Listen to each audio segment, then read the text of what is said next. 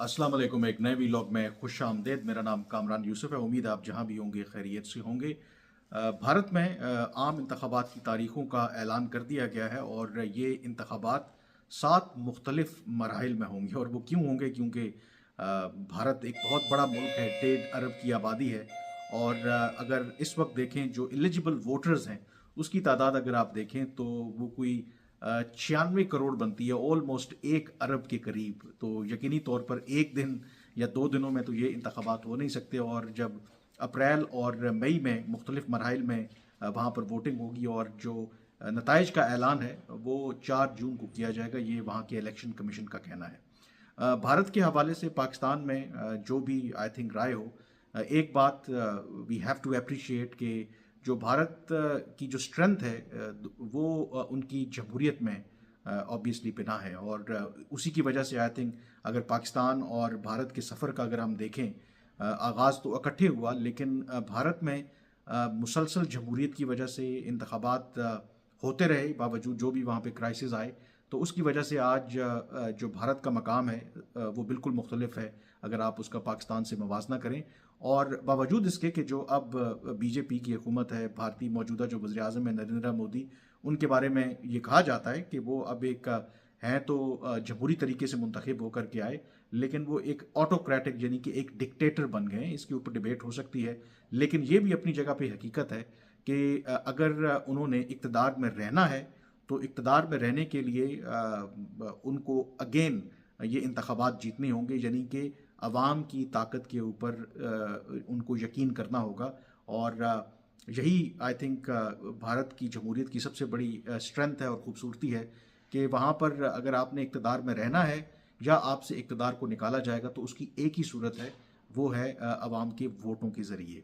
अब ये तो भारत की हमने बात की, तो यकीनी तौर पर जो भारत की सरकार भी है, भारत के जो लोग भी हैं, जब पाकिस्तान में जमहूरियत की बात होती है तो उसको यकीनी तौर पर वो बहुत एक शकुक व शुबहात की नज़र से देखते हैं। बल्कि पाकिस्तान के अंदर भी लोग बड़े डाउटफुल तरीके से देखते हैं। और उसकी वजह कि हमारे यहाँ तो जमहूरियत उस तरीके से प्रोग्रेस कर नहीं पाई। ऑन एंड ऑफ हमने देखा कि यहाँ पर मिलिट्री रूल्स रहे, और जब अगर यहाँ पर मिलिट्री रूल्स नहीं भी थे तो बिहाइंड द सीन जो सिक्योरिटी इस्टेब्लिशमेंट है वो सियासत में अपना किरदार अदा करती रही। जो हालिया इंतखाबात भी हुए 8 फरवरी को लेकर के, माजी की तरह इस दफ़ा भी इन इंतखाबात के नताइज और इंतखाबात से पहले जो भी प्रेपरेशन थी, बहुत से सवालात हैं। और जो तहरीक इंसाफ है वो तो यही कहती है कि ये इंतखाबात किसी भी तरह से फेयर नहीं थे क्योंकि उनका मैंडेट चुराया गया। अब इस बैकड्रॉप के अंदर कल जो भारत के वज़ीर ख़ारजा हैं जयशंकर, इंडिया टुडे का एक कॉन्क्लेव था, वहाँ पर उन्होंने इंटरेक्शन किया और मुख्तलिफ जो भारत के फॉरेन पॉलिसी के चैलेंजेस हैं उसके ऊपर उन्होंने बात की। पाकिस्तान के हवाले से बहुत कोई ज़्यादा बात वहाँ पे नहीं हुई, पाकिस्तान के ताल्लुकात के हवाले से भी। तो वहाँ पर जो इंटरव्यू लेने वाले थे, जो कंडक्ट कर रहे थे, जो मॉडरेटर थे, तो उन्होंने पाकिस्तान के हवाले से जो सवाल किया वो पाकिस्तान के साथ ताल्लुकात के हवाले से नहीं, बल्कि उनसे ये कहा कि वो पाकिस्तान में जो हालिया इंतखाबात हुए हैं उसके हवाले से वो क्या तबसरा करेंगे। और उनसे कहा कि अगर वो बिल्कुल शॉर्ट एंड स्मार्ट जो आंसर है वो दे सकें। तो जब उनसे सवाल किया गया तो एक लम्हे के लिए जो भारत के वज़ीर ख़ारजा हैं वो रुक गए, और बिल्कुल वो खामोश हो गया। और नीचे जो ऑडियंस बैठी थी तो उन्होंने क्लैपिंग करना शुरू कर दी और कहके लगाना शुरू कर दिए। और जो मॉडरेटर ने इंटरप्ट किया कि अगर आपके पास कोई भी जवाब है, बेशक आप एक शॉर्ट सा स्मार्ट सा जवाब दे दें। तो उन्होंने अगेन बड़ी एक लाइट सी मुस्कुराहट के साथ कनिंग तरीके से कुछ भी नहीं कहा। और साथ ही ये कहा कि क्या खामोशी से गुजारा चलेगा। मतलब उन्होंने पाकिस्तान के इंतखाबात के ऊपर कोई बात नहीं की, लेकिन वो तबसरा ना करके भी बहुत कुछ कह गए। यानी कि जो उनकी बॉडी लैंग्वेज थी, जो उनका अंदाज था, जो उनका एक्सप्रेशन था, वो साफ ये बता रहा था कि उनके ख्याल में क्या पाकिस्तान के अंदर इंतखाबात हुए हैं, यानी कि वो पाकिस्तान में जो एक डेमोक्रेटिक एक्सरसाइज हुई है उसको इस काबिल भी नहीं समझते कि उसके ऊपर वो तबसरा करें। तो ये ऑब्वियसली ये कोई हैरान कुन है भी नहीं, ख़ास करके जो बीजेपी की हुकूमत जब से आई। और जब जयशंकर पहले ये खुद एक रिनाउंड डिप्लोमेट हैं, फॉरेन सेक्रेटरी रहे हैं भारत के, और पाकिस्तान को बड़े अच्छे तरीके से जानते हैं। तो जब ये वज़ीर ख़ारजा बने तो इनके बारे में कहा भी जाता है कि बड़े ये हार्ड लाइनर हैं और पाकिस्तान के हवाले से भी बड़ा इनका जो मौक़िफ़ है वो बड़ा वाज़े है। तो ये जो उनका जवाब था, जिस तरीके से, बल्कि जवाब क्या है, खामोशी को उन्होंने बेहतर समझा कि पाकिस्तान के इंतखाबात के ऊपर तबसरा भी ना किया जाए। ये रिफ्लेक्ट करता है कि भारत की जो अब ये नई हिकमत अमली है कि पाकिस्तान उनके बकौल भारत के लिए बिल्कुल मैटर नहीं करता। और ये बड़ी इंटरेस्टिंग बात है कि जो एटलीस्ट 30 मिनट डिस्कशन वो इंडिया टुडे कनक्लेव में हुई, वहाँ पर जहाँ बाकी फॉरेन पॉलिसी के चैलेंज, जिस पर मैं आगे चल के बात करूँगा, चीन हो, अमेरिका हो, या भारत के ऊपर जो इल्ज़ामात लग रहे हैं एक्स्ट्रा जुडिशल किलिंग्स के, उसके हवाले से उन्होंने ज़रूर तबसरा किया। लेकिन जो वहाँ पर अब मीडिया भी है, वो भी पाकिस्तान के बारे में उस तरीके से बात नहीं करता या उस तरीके से सवाल नहीं करता। उसकी वजह ये है कि वो कहते हैं कि हम तो अब हमारी जो लीग है वो बिल्कुल डिफरेंट है, हम तो दुनिया की अब पाँचवीं बड़ी मुआशी जो ताकत हैं, और वो वक्त दूर नहीं है कि जब हम जापान और जर्मनी को भी पीछे छोड़ते हुए दुनिया की तीसरी बड़ी मईशत बन जाएंगे। तो पाकिस्तान तो हमारे लिए बिल्कुल मैटर ही नहीं करता। तो इसलिए जहां माजी में अगर इस तरह की डिस्कशंस होती थी, जहां पर भारत के वज़ीर ख़ारजा को इनवाइट किया गया हो, तो बेशतर जो हिस्सा था माजी में वो फोकस इंडिया पाकिस्तान ताल्लुकात के ऊपर रहता था। लेकिन अब सूरत हाल जो है वो यकसर बदल गई है, और उसकी एक एग्जांपल हमने देखी भी कि जब शहबाज शरीफ मुंतखब होकर के वज़ीर आज़म बने, तो जो भारत के वज़ीर आज़म की तरफ से एक मुबारकबाद का पैगाम था, वो बड़ा एक सरसरी सा पैगाम था। उसके हवाले से मैंने एक डिटेल्ड एनालिसिस भी किया था कि कैसे माजी के बरक्स इस दफ़ा मोदी साहब ने कुछ भी नहीं कहा। एक आप कह लें कि बहुत फॉर्मल सा, फॉर्मेलिटी के तौर पर उन्होंने जो शहबाज शरीफ हैं उनको मुबारकबाद का पैगाम दिया। तो ये भारत की और जो मौजूदा उनकी गवर्नमेंट है बीजेपी, उनकी एक हिकमत अमली है कि हम इस स्टेटस को बरकरार रख सकते हैं, और पाकिस्तान के साथ किसी भी तरह की जो ताल्लुकात हैं वो रखने की ज़रूरत भी नहीं है। अगर पाकिस्तान रखना भी नहीं चाहता तो हमें कोई फ़र्क नहीं पड़ता। और जो पब्लिक डिस्कोर्स है उसके अंदर से भी पाकिस्तान को निकाल दिया जाए, और इस वजह से वो उस अपनी हिकमत अमली के ऊपर अमल दरामद कर रहे हैं। और ठीक है, भारत का अपना एक राइट है, और वो उनकी जो हिकमत अमली है वो किस हद तक आप कह सकते हैं कि कामयाब होती है इन द लॉन्ग रन, क्योंकि भारत के अंदर भी एक ये व्यू पाया जाता है कि बावजूद इसके कि पाकिस्तान के जो भी इस वक्त मुआशी, सियासी या अदरवाइज प्रॉब्लम्स हैं, इंडिया बहुत आगे निकल गया है। लेकिन ये कहना कि भारत के लिए पाकिस्तान बिल्कुल माने नहीं रखता, आई थिंक ये एक ओवर सिंप्लीफिकेशन है। और ख़ास करके गिवन द फैक्ट कि इंडिया के लिए जो इस वक्त सबसे बड़ा ख़तरा है, या उसे वो ख़तरा समझते हैं, वो चीन है। और भारत के अंदर ये डिबेट भी होती है कि अगर चीन के साथ हमारी इन द लॉन्ग रन एक तसादुम है, एक कॉन्फ्रंटेशन है, तो ऐसी सूरत में अगर पाकिस्तान के साथ भी ताल्लुकात हमारे ख़राब रहते हैं, तो क्या हम ट्रू फ्रंट सिचुएशन फेस कर सकते हैं कि, यानी कि, और ये हमें नहीं भूलना चाहिए कि भारत भी न्यूक्लियर ताकत है, चीन भी न्यूक्लियर ताकत है, पाकिस्तान भी न्यूक्लियर पावर है। तो अगर एक ऐसी सिचुएशन हो, तो जो सीनियर वॉइसेस हैं with in India, they feel कि अगर ये सिचुएशन या इस सिचुएशन को अवॉइड करना है इन फ्यूचर हमें, तो उसमें बेहतर यही है कि कम से कम पाकिस्तान के साथ ताल्लुकात हमारे उस नौयत के हों कि जहाँ पे अगर एक ट्रू फ्रंट सिचुएशन हो तो पाकिस्तान कम से कम उसका हिस्सा ना बने। बट नेवरदलेस ये थिंकिंग अभी अगर बिहाइंड द सीन कहीं ना कहीं कोई सोच है भी, तो पब्लिकली कम से कम जो भारत की हुकूमत है वो क्लियरली एक मैसेज दे रही है कि पाकिस्तान हमारे लिए मैटर नहीं करता। चीन के हवाले से पहला सवाल ही वहाँ पर उनसे चीन के बारे में हुआ, और चीन यकीनी तौर पर भारत के लिए एक बहुत बड़ा चैलेंज है। और हिस्टोरिकली भी अप्स एंड डाउन्स तो रहे हैं, लेकिन जिस तरह पाकिस्तान और भारत के टेरिटोरियल डिस्प्यूट्स हैं, अगेन चीन के साथ भी भारत का एक सरहदी तनाज़ा है। और हमने देखा कि वो जो सरहदी तनाज़ा है 2020 में उस वक्त एक ख़तरनाक शक्ल इख्तियार कर गया, जब कोई गोलियां नहीं चली, कोई तोपें नहीं चली, कोई जहाज़ नहीं उड़े, बल्कि सिर्फ लाठियों और लातों मुक्कों से आपस में चीन और जो भारतीय फ़ौजी हैं उनकी गालवान जो वैली है, आपस में उनकी लड़ाई हुई, जिसके नतीजे में कम से कम 18 या 20 जो भारतीय फ़ौजी हैं वो मारे गए थे। और फिर काफ़ी अरसे के बाद जो चीन ने भी एतराफ़ किया था कि कम से कम उनके 4 या 5 जो फ़ौजी हैं वो उस लड़ाई में मारे गए थे। और उस वक्त से लेकर अब तक एक मुसलसल स्टैंड ऑफ है, लाइन ऑफ एक्चुअल कंट्रोल जिसे कहते हैं, गलवान वैली के एरिया में। और भारत के ऊपर और भारत की मौजूदा जो गवर्नमेंट है बीजेपी, उनके ऊपर तनकीद भी होती है कि चीन ने जो ये तनाज़ा शुरू हुआ जो सरहदी तनाज़ा 2020 में, बहुत सा ऐसा एरिया जो पहले इंडिया के ज़ेर कंट्रोल था, अब वहाँ पर चीनी फ़ौजी बैठे हुए हैं। लेकिन जो भारत के वज़ीर आज़म हैं वो अदरवाइज़ तो बड़ी स्ट्रॉन्ग और मस्कुलर फ़ॉरेन और दिफाई पॉलिसी की बात करते हैं, लेकिन इस मामले में, चीन के मामले में वो बिल्कुल खामोश हैं। और फिर दोनों मुल्कों के दरमियान बड़े तवील मुज़ाकरात भी हुए और अभी भी मुज़ाकरात हो रहे हैं और जो टेंशन है वो बरकरार है। तो ये जो सवाल हुआ भारत के वज़ीर ख़ारजा से, तो उन्होंने इस बात का इतराफ़ किया कि यस, बिल्कुल स्टैंड ऑफ मौजूद है।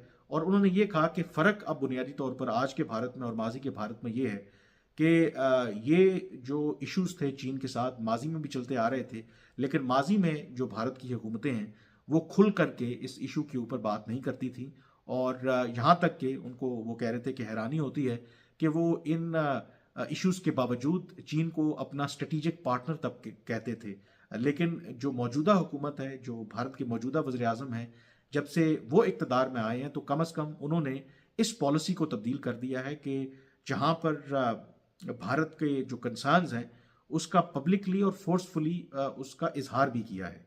और उसके हवाले से ये लोगों को धोखा देने की कोशिश नहीं की, या ये नहीं कहा कि नहीं चीन बड़ा हमारा अच्छा दोस्त मुल्क है, हमारा स्ट्रेटेजिक पार्टनर है, बल्कि जो रियलिटी है वो उनके सामने रखी है। लेकिन एट द सेम टाइम उन्होंने ये कहा कि चीन के साथ डील करते हुए हमें सब्र और तहम्मुल का मुजाहरा करना होगा। और ये इंटरेस्टिंग है ऑफ कोर्स जब पाकिस्तान की बात आती है, और नेचुरल है कि ज़ाहिर है कि पाकिस्तान और चीन का उस तरह से कंपैरिजन भी नहीं है कि जब पाकिस्तान की बात आती है तो भारत कहता है कि जी हम तो पाकिस्तान के अंदर घुसकर कार्रवाई करेंगे, लेकिन जब चीन की बात आती है तो वहाँ पर और सब्र और तहम्मुल का वो मुजाहरा करने की बात करते हैं। और उसकी रीज़न है कि चीन is a huge country in terms of उनकी इकोनॉमिक जो स्ट्रेंथ देख लें, वो नंबर्स भी मैं आपको बताऊंगा, उनकी जो मिलिट्री स्ट्रेंथ है वो आप देख लें, जो उनकी अदरवाइज न्यूक्लियर कैपेबिलिटी है। तो ये बात अच्छी तरह से भारत को भी पता है कि अगर इस तरह की वो कार्रवाई करेंगे तो जो जवाब चीन की तरफ से आएगा तो शायद भारत में भी उसको बर्दाश्त ना कर सके। तो दो चीज़ें वो कह रहे हैं जो हिकमत अमली है कि यस, पब्लिकली हम एक्नॉलेज करते हैं कि there is a problem with China, और लेकिन एट द सेम टाइम इस मसले का जो हल है वो हमें तहम्मुल और पेशेंस के साथ चीज़ों को आगे लेकर के चलना होगा। और एक और जो इम्पोर्टेंट उन्होंने बात की कि ये भी एक मिसपरसेप्शन है कि बिल्कुल लाइन ऑफ एक्चुअल कंट्रोल के ऊपर एक मिलिट्री स्टैंड ऑफ तो चीन के साथ है, लेकिन भारत और चीन के दरमियान दूसरे कई इश्यूज हैं जो और भी चैलेंजिंग है, और वो है आपकी इकोनॉमी, यानी कि कैसे भारत को चीन के ऊपर रिलाय कम करने के लिए भारत के अंदर अपने आप को एक मैन्युफैक्चरिंग हब बनाना होगा। क्योंकि चीन की जो मुआशी तरक्की का आप कह सकते हैं कि राज है, वो आपको पता है बड़ा सिंपल है कि वहाँ पर जो जिस तरीके से जो उनकी कॉस्ट ऑफ प्रोडक्शन है वो इतनी कम है कि पूरी दुनिया की मार्केट्स के अंदर वो हर तरह की जो प्रोडक्ट्स है उनको भर देते हैं, और जो फिर लोकल कंपनीज हैं उनके लिए उनको compete करना बिल्कुल नामुमकिन है। उसकी एक छोटी सी एग्जांपल कि चीन अब दुनिया में सबसे ज़्यादा जो इलेक्ट्रिक व्हीकल्स बनाने वाला मुल्क बन गया है। और अगर आप कंपैरिजन करें खास करके मगरब के अंदर, यूरोप के अंदर, इस वक्त जो चीन की बनाई हुई इलेक्ट्रिक व्हीकल्स हैं वो बड़ी पॉपुलर हैं। वो क्यों पॉपुलर हैं? क्योंकि जो चीन एक इलेक्ट्रिक व्हीकल बना रहा है, यानी कि कार बना रहा है, उसकी कीमत और टेस्ला की जो कीमत है, जो इलेक्ट्रिक व्हीकल्स में इलॉन मस्क की जो कंपनी है, बड़ा उन्होंने नाम कमाया, अगर आप प्राइस कंपैरिजन दोनों का करें तो जो चीन एक गाड़ी बना रहा है इलेक्ट्रिक, वो आधी कीमत में मिल रही है जो टेस्ला की कीमत है। तो अगर आप इस तरह मार्केट में जाएंगे तो जो बायर है तो उसके लिए तो एक बहुत बड़ा इंसेंटिव है। तो ये तो मैंने एक एग्जांपल आपको दी। इस तरह से छोटी से छोटी चीज़ लेकर बड़ी से बड़ी चीज़ लेकर चीन इस तरीके से पूरी दुनिया में जो उसकी प्रोडक्ट्स हैं वो फैली हुई हैं कि लोकल जो कंपनीज हैं उनके लिए compete करना एक बहुत बड़ा चैलेंज है। तो इसलिए जयशंकर कहते हैं कि इस महाज के ऊपर भी भारत को चीन के साथ compete करने की ज़रूरत है। और ये बिल्कुल बात ठीक है। बिल्कुल भारत दुनिया की 5वीं बड़ी इस वक्त मईशत है। अगर आप उसकी इवन इस साल जो नंबर्स भी देखें, जो थर्ड क्वार्टर था उसमें उनकी मईशत ने हैरानकुन तौर पर 8.4% ग्रो किया। फिर जो इस साल उनकी जो जीडीपी की ग्रोथ की प्रोजेक्शन है वो अराउंड 7.6% है। और अगर यही सिलसिला रहा तो यकीनी तौर पर आइंदा आने वाले सालों में भारत जो है वो जापान और जर्मनी को टेक ओवर कर लेगा in terms of the size of their economy. अब इसमें जो इम्पोर्टेंट फैक्टर है कि आज भी नो डाउट कि भारत ग्रो तो कर रहा है एज एन इकोनॉमी, लेकिन अगर आप डिफरेंस देखें, I think the devil lies in the details कि अगर दुनिया की पांचवी बड़ी मीशत है भारत इस वक्त, तो उसकी जो इकोनॉमी का साइज है वो दैट इज़ अराउंड 3.7 और 3.8 ट्रिलियन डॉलर्स। दो की प्रोजेक्शन है कि 2024-25 तक ये 4 ट्रिलियन डॉलर क्रॉस कर जाएगी। यकीनी तौर पर इट्स अ ह्यूज नंबर। अगर आप पाकिस्तान के साथ कंपेयर करें तो पाकिस्तान की इस वक्त मीशत का जो साइज़ है वो कोई 341 बिलियन डॉलर्स है। तो इमेजिन करें कि भारत की जो मीशत है वो अराउंड 3.8 ट्रिलियन डॉलर्स है। लेकिन अगर आप भारत और चीन की जो इकोनॉमीज़ हैं उनका अगर आप कंपैरिजन करें तो वो भी आपको हैरान कुन होगा कि जहां भारत जो है उसकी मीशत का साइज 3.8 ट्रिलियन डॉलर्स है, तो जो चीन की इस वक्त मीशत है उसका साइज है कोई 18 ट्रिलियन डॉलर्स। तो ये भी आप इमेजिन करें कि ऑलमोस्ट आई थिंक 5-6 टाइम्स जो चीन की मीशत है वो भारत से ज़्यादा है। तो कि नंबर्स के हिसाब से तो आप देख सकते हैं कि ठीक है, चीन जो है इस वक्त अगर आप उसकी मीशत का साइज देखें तो वो दूसरे नंबर पर, पहले नंबर पर अमेरिका है, तीसरे पर जर्मनी है, चौथे पर जापान है और पांचवें पे भारत है।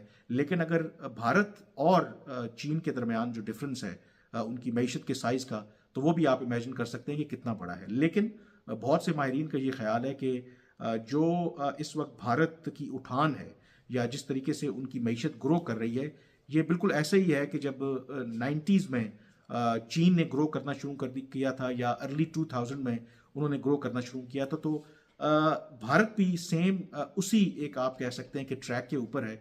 और अगर इसी मोमेंटम के साथ वो आगे बढ़ता रहा तो यकीनी तौर पर भारत जो है वो चीन के करीब पहुंच जाएगा। लेकिन इसमें ऑब्वियसली बहुत टाइम लगेगा। बट जो हिकमत अमली जो बताई भारत के जो वज़ीर ख़ारजा हैं, यकीनी तौर पर चीन उनके लिए एक बहुत बड़ा चैलेंज है। और वो चैलेंज बिल्कुल उन्होंने ठीक कहा कि वो सिर्फ मिलिट्री स्टैंड ऑफ की हद तक नहीं है, बल्कि जो एक्चुअल इकोनॉमी हो, ट्रेड वॉर हो, उस लेवल पर है। और उस लेवल पर वो भारत जो है किस हद तक चीन से कम्पीट करता है, आई थिंक ये चीज़ अल्टीमेटली डिटर्मिन करेगी कि भारत जो है वो चीन के साथ जो भी उसकी एक लड़ाई कह लें, एक स्टैंड ऑफ कह लें, वो फिर कहाँ पे स्टैंड करता है। बहरहाल आपसे इजाज़त लेने से पहले मैं आपसे ज़रूर रिक्वेस्ट करूँगा कि अगर अभी तक आपने मेरा चैनल सब्सक्राइब नहीं किया तो उसे ज़रूर सब्सक्राइब करें, ताकि आपको इन तमाम मौज़ूआत के हवाले से लेटेस्ट अपडेट्स मिल सकें। फ़िलहाल मुझे इजाज़त दीजिए। अल्लाह हाफ़िज़।